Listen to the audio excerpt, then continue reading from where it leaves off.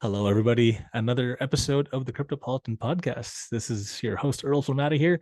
And today we've got Peyton. Peyton, how are you? I'm doing wonderful. Thank you so much for having me on. How are you doing today? Not as good as you. The background looks incredible. So, that's why you got the name Big Pay. I love it. So, Thank you. Yeah, I'm used to cold winters in Ohio, but this winter we're switching it up a little bit. so where are you calling in from today? I'm in the Caribbean. Oh, Um, very nice. just yeah, here for a short trip. Enjoying the winter, staying away from the cold.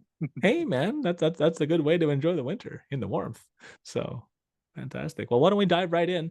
Tell us the name of your project and what does it do, kind of at a 30,000 foot level. Sure. So the name of my project is called Atrium, and really we're just trying to make cryptocurrency easy for people. Hmm. Okay. That's a So, 1,000 foot. We can yeah, go yeah. So, deeper. let's go a little deeper. Define easy. Define easy. So really where I've got my start in cryptocurrency is making podcasts just like this one. I've made hundreds of educational videos teaching people, how to stake on certain blockchains. What is a blockchain? What is, technology? How do I, be a part of this system? And with that I realized that, oftentimes kind of videos get out of date soon. I was doing a lot of local reporting too. I've hosted events, big and small local events as well, and done person to person onboarding. And what I've realized is that we need kind of an app that is accessible, that's easy to use, that has this Mhm. education and their wallet features and some of the DeFi that they can use or not use, built all in one app that just teaches you how to use the DeFi and to stake and to participate in governance if you're interested with Oh easy wow, motion graphic videos. that's cool. So wow, I mean that your example of we just make it easy really truly is. We just make it easy. Yeah, That's it kind of seemed a little cheeky as a 1,000 foot level, but I'm like, maybe it works. I mean, like all the stuff that you explain, newbies trying to get into staking, DeFi, et cetera, et cetera. That's complicated stuff. But if you've got like simple motion graphics that explains it like I'm five, that's fantastic. That's the goal. 3 to 5 minutes. What is a blockchain? What is a token? What is an NFT? What is staking? Just make it simple and kind of release it in bites that people can easily consume. I love it. It's the questions that people are too afraid to ask because they're embarrassed that they don't know what DeFi is or they don't know what a protocol is or they don't know what whatever. And I like that. That's really cool. So what's coming down the pipe for the app, the project, the community that you guys have that's exciting for you that you're allowed to talk Um, about? yeah, I do love to talk about it. It's been 2 years in the making. We really had the idea about this, 2.5 years ago, started developing a few months after that.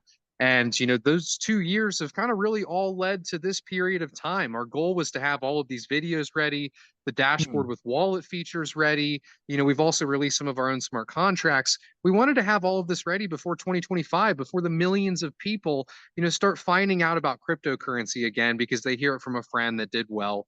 And the next couple of months are really an exciting time to be a part of our community. And the reason is you can get in, you can try the app for free. It's all on test net, so you're using fake cryptocurrency. So if you're just Hmm. hearing about crypto for the first time, it's perfect. You get in, use fake crypto, fake money, and you play around with a real crypto app with real education videos with a real blockchain and real Yeah. smart contracts, and you get an airdrop for doing it. So you come in, you mint a Oh, profile NFT, you start leveling it up, and you get free money from the sky once we launch mainnet. free internet, Sky Money is wonderful. So that's really cool Yeah. though, but you're rewarding people for the action. And the neat part is from a psychological standpoint, it's what gets rewarded gets repeated, right? Mhm. That's a really cool thing. So that's exciting. When is the timeline? You're saying next year sometime? I'm hoping for February, March, and Okay. until then, we're going to have this live version of our testnet, where people can play around with what will be on mainnet on testnet. But I'm hoping Hmm. for February or March, right in like kind of the golden window, so to speak. Yeah, that's a perfect timing. That's perfect. So there you go. Cool, cool. Well, I'll get my kids on it so they can explain. I don't have to explain to them what all the stuff is. So it's funny because they're actually just getting ready to start investing. And I was like, hey, go look at this. Here's some staking stuff. You can go make some magic internet money. So, Well, we're not perfect. Let them know to tell us if there's any holes in it. We can improve the process for what could be thousands of people that are using this portal in a short amount of time. well, the beautiful thing about kids is they don't pull punches, right? They'll they tell you, hey man, I don't get this. So yeah, Yep, that's perfect. absolutely. Well, clearly you enjoy traveling. What do you do when you're not trying to make crypto easy for people? What do you easy hobby some of your interests? I would say one of my favorite things is hiking. Hmm. I just like going on really long hikes through, forests and Colorado. It started in Ohio. That's kind of where I was born. I would go, foraging for mushrooms like morels or oyster mushrooms, and I'd cook them when I Nice. got home. And, just kind of that's one of my favorite things. Waking up in the morning, going on long hikes through a forest. I lived in Florida for a while. Wasn't as good there. Um, other than that, I would say I like the beach. I've been trying to kind of get into surfing and snorkeling Oh, lately. that's cool. Um, but really, I'm just kind of a lover of life. I think if you introduced me to one of your favorite things and showed me what's beautiful about it, I'd probably like it too. I think I go through phases of different hobbies almost. You know. But the full life experience, but mostly outdoorsy kind of naturey kind of stuff, right? Yeah. Well, video games too. I do love some video games. What I what grew what are up you in playing? kind of that time. What are you playing Right right now? now, I'm playing Path of the Exile 2. Oh, nice. Um, Serious games. Yeah, yeah. I Yeah. before that it was Escape from Tarkov, which is probably the most serious game I've played. So, Oh, there. you know, it my life's kind of shifted, I would say. I'd say the nature kind of more outdoorsy stuff kind of happened when I was older. Mhm. Like I got into my 20s, whereas when I was younger, it was too much video games, but I still have that piece of me in there. I think we all get that, yeah, a bit of a video game phase as a child because it's fascinating as a kid, right? Like no one listens to you as a kid, but then you play the game, you make the controller, and it listens to you. So it's like, oh, look, validation. And so Hmm. that's always been an interesting thing. And I agree with you. The older I get, the more outdoorsy I want to become because I want to get back in touch with nature and not sit in front of a desk all day. So I wholeheartedly agree with that. So what about travels? I mean, obviously, clearly you're traveling right now. Do you travel a lot? Yeah, I kind of always wanted to travel throughout my life. Growing up, I was kind of like the normal family where we'd maybe go to Florida or like somewhere on the East Coast. Like I only went a couple places my whole life in the US. And I got into crypto, I want to say 2017, Hmm. and I started going to crypto events, I think in 2020. Um, you know, 2021, I guess, because COVID was 2020. Once the market started going up, I had, a little bit of money to travel for the first time. And I've been to a lot of, a decent bit of countries now, and I wouldn't really have done that without cryptocurrency. It's kind of, Right. hold on, sorry about that. I was getting a phone call real quick. It's No it's really worries. brought me all over the world, and it's allowed me to meet people that I would have never met, growing up in my small time in Ohio. And if I, have one thing that I would be grateful for, at least being in this industry, it's the people that I've met and kind of what I've learned from those long late night conversations at a crypto event about, the way other people live differently than I Mhm. grew up. You know what I mean? Very cool. Well, you meet all these people, and then some of them are Web3 native because they kind of grew up with it and started learning it right off the bat, and they got right in right away. And then you've got these people who are just toe dipping and they're just dabbling. Hmm. And I guess you run into both types, right? Like as in your travels, as you go to events, there's some people who can't spell crypto, and they show up just to check things out and find things about it. And I mean I guess that's the target market for your app and your community, right? Yeah, definitely. And, I've been going to events kind of from an app sense, at least for the past year, where we have a booth there, we're educating people as they come up. Before that, it was kind of me going more of like a content creator sense where I'd like, Hmm. record a podcast with like Charles Hoskinson, or I'd go record a podcast with, Ben Gortzel, or, just kind of content that people wanted to see. And then, people would kind of come up to me in that sense. And, I think during that time, it was mostly like people that have already been into crypto for a while. Hmm. Whereas, as the periods change, like we're heading into a time where I think there's going to be a lot of new people, you're going to get a Hmm. lot more conversations like that. Whereas the past couple or few years has been very like B2B, per se. What are your thoughts on people obscuring the whole Web3 layer putting like a Web 2 UX UI on it, just so it simplifies it for like the older generations. What are your thoughts on that? Um, I mean, you can take that question two ways. I think ultimately that is the direction of our industry. Hmm. I think everyday people don't care about blockchain. They just want to use a product or service that makes their life better.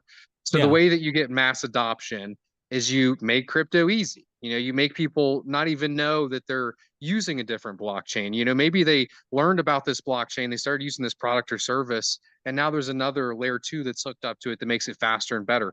They don't really Mhm. need to know that as long as their security is not compromised.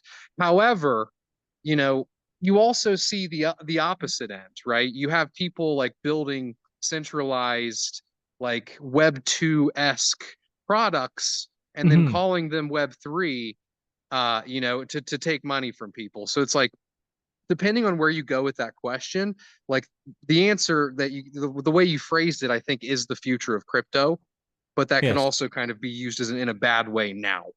You know what I mean? Well, I mean, there was an interesting talk I had with one of the previous, I guess, members on the show here, and what they talked about was like an 80 or 90-year-old lady buying an NFT, but because it was so simple through like a Web2 interface, she didn't have to deal with all the extra excess, bits and bobs, and because I think it was for a race car driver. And so she was such a big fan Mm, that she ended up buying the NFT of this thing. And it's like, oh, that's really cool that someone of, that generation is still able to participate and be part of the community. And that's also what I like about what you're doing, right? You're introducing the next batch of people who've never heard of it, never seen it, don't understand it, right? Giving them that foundational level of knowledge so that they don't feel embarrassed walking into a conversation. And when you come in on the first time, I mean, it's daunting. There's all these new words, all these new alphabet acronyms for this and that and everything else. And then you start teaching them how to do ape swap, and then they lose their mind, right? It's like, oh no, I don't know any of this stuff. So I like that about the project. So that being said, you know, you talked about having an airdrop, you talked about going mainnet in February, Marchish or whatever. Uh, what what is your message to the viewership here so that they want to reach out and connect with you? And where do you want them to connect with you? Um, it really depends on kind of what they're looking to connect with other people on. Hmm. If it's on a personal level, I would say, kind of reach out to me with, what your favorite blockchain is and why, right? Okay. Because I always love to learn new things. If it's on kind of like an Atrium level, um, just reach out to me asking for more information on kind of how to join our community because we really are just trying to build a community of people, with the goal of making crypto easy for everyone else. So. That's amazing. It's definitely a really cool goal. What's the website and how do they find it? And do you have any other particular communities you want them to join up with? Yeah, sure. It's so my Twitter is just x.com/BigPeyyT for YouTube. Someone took BigPey. Got Um, it. and then for the Atrium, atrium.io, simple enough. Alpha.atrium.io works as well. And then Hmm. for Discord, just discord.gg/Atrium, and you're in. That's where you can ask any Fantastic. questions that you have, and you can tag me if you have any questions as well. Well, beautiful. Well, I'm going to send some people your way. They Thank they you. learn some of these basics, and then it'll be exciting when the airdrop hits. Yeah, I appreciate you having me on. And once mainnet's up and live, let's do another one. Absolutely. Any parting words of wisdom for the crowds? Yeah, I think the big wisdom on my mind lately, as we start to see euphoria in cryptocurrency, is to be careful. Being as euphoric as everyone gets, like we developed this almost like, we're all right, we're all geniuses, we're all Hmm. going to be rich. And, the despair in the bear market's also really bad. Like crypto is going to go to zero. The government's going to regulate all altcoins. Try to separate yourself from that and do what's best for you ultimately. Yeah. And, I think that people are going to develop this opinion that, crypto is the future. And while that is true, that may not be happening this year, right? And, Right. and Right. often we see 90%, 60%, 50% dips in all layer ones and all L2s. So, Hmm.